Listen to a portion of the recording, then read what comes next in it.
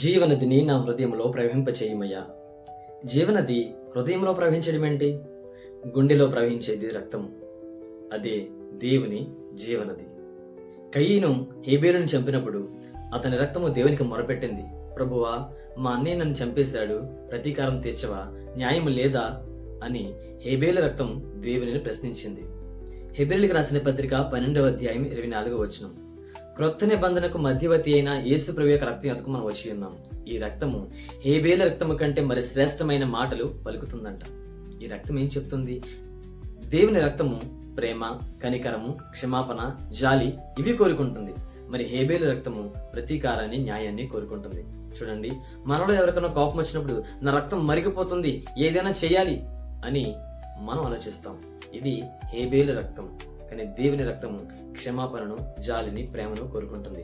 మీలో హేబేలు రక్తం ప్రవహిస్తుందా? సజీవుడైన దేవుని రక్తము మీలో జీవనది వలె ప్రవహిస్తుందా? ఆలోచించండి.